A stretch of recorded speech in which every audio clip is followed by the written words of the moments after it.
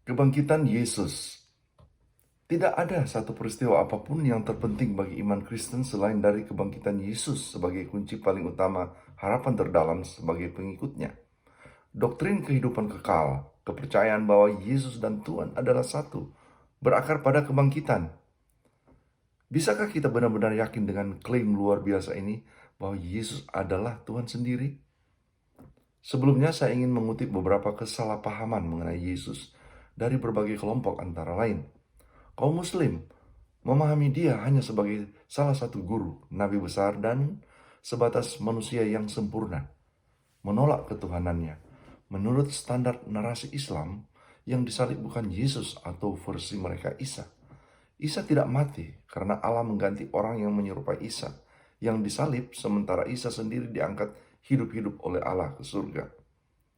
Kaum Hindu memahaminya sekedar ditambahkan ke daftar salah satu dari banyaknya dewa-dewa mereka untuk memberikan layanan kebutuhan spiritual.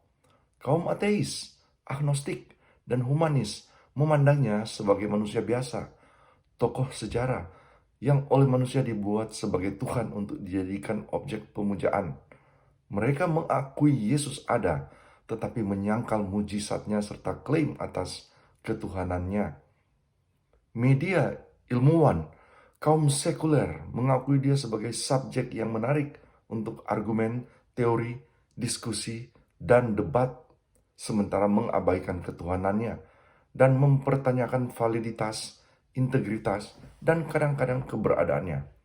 Bahkan, sebagian orang yang mengklaim Kristen pun ada yang memahami Yesus sebagai pendiri agama, di mana ajaran dan metodenya dijadikan kebiasaan sebagai kegiatan ritual. Bahkan ajaran-ajarannya mengurangi makna pesannya yang hakiki, seakan-akan hanya berfungsi sebagai pegangan jaminan asuransi kebakaran untuk melarikan diri dari neraka. Truth Christian, Kristen yang benar, mempercayai Yesus adalah Tuhan 100%, manusia 100%, Tuhan yang berwujud manusia. Istilah yang dikenal inkarnasi. Karena tidak ada manusia yang mati kemudian bangkit hidup kembali.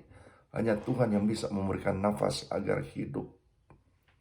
Bagaimana kita bisa yakin Yesus benar-benar mati, bangkit kembali, hidup selama 40 hari menampakkan diri kepada murid-muridnya, dan sekitar 500-an orang sebagai saksi hidup sebelum dia naik ke surga. Ini dicatat dalam 1 Korintus ayat 15. Saya mencoba secara ringkas fenomena salah satu bukti dari sekian narasi terlebih fokus pada kebangkitan. Kubur kosong. Para penentang Yesus secara implisit mengakui kubur itu kosong. Ketika para murid mulai menyatakan bahwa Yesus telah bangkit, maka kelompok yang melawan Yesus menuduh para murid mencuri tubuh Yesus. Bagaimana itu menjadi kosong adalah masalah sebenarnya. Berdasarkan manuskrip atau naskah asli tulisan tangan, saksi mata yang pertama-tama melihat Yesus adalah seorang perempuan, Maria Magdalena. Di Israel pada abad pertama, wanita tidak diizinkan untuk bersaksi ataupun diterima karena dianggap sebagai saksi yang tidak dapat diandalkan. Namun demikian, Alkitab mencatatnya sebagai sejarah. Tidak kurang dari 9 sumber manuskrip di mana para murid bertemu Yesus setelah kematian dalam perjanjian baru. Di samping sumber di luar Alkitab yang ditulis oleh sejarawan Yahudi Flavius Josephus yang lahir pada sekitar tahun 34 sebelum Masehi.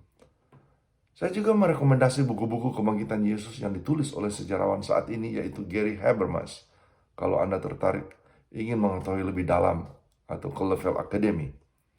Sejarah lainnya bahwa saksi mata kunci tentu banyak yang menjadi martir karena iman mengikuti Yesus. Paulus dan semua murid Yesus kecuali Yohanes disiksa sampai mati. Petrus misalnya disalibkan, Yakobus mati dilempari batu, dan tidak terhitung banyak martir karena iman mereka, terutama sebelum Kristen diperbolehkan, yang kemudian menjadi agama negara oleh Konstantin.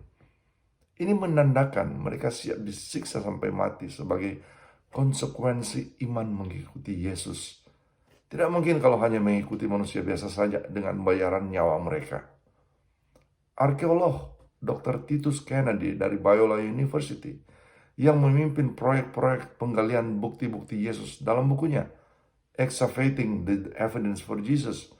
Banyak ditemukan bukti-bukti yang cocok dengan isi Alkitab. Proyek penggalian ini tetap berlangsung sampai dengan saat sekarang ini, karena diyakini masih banyak bukti-bukti sejarah yang belum ditemukan. Sebagai penutup, terlepas dari semua ini, ketika kita menyebut God is Almighty, Tuhan Maha Kuasa yang menciptakan langit, bumi beserta seisinya, menciptakan nafas manusia, membelah lautan, berbicara dengan Musa melalui rumput yang terbakar, dan lain-lain. Tuhan melakukan semua ini karena kemahakuasaannya. Maka peristiwa kebangkitan Yesus tidak perlu dipermasalahkan lagi. Dan secara logika benar, bukannya blind faith. Bukti-bukti tentang kebangkitan Yesus sangat meyakinkan secara profetis, faktual, dan historis, yang pada gilirannya meyakinkan kita akan identitasnya sebagai Tuhan yang hidup. Maut telah dikalahkan, Dia bangkit. Selamat Paskah, Happy Easter.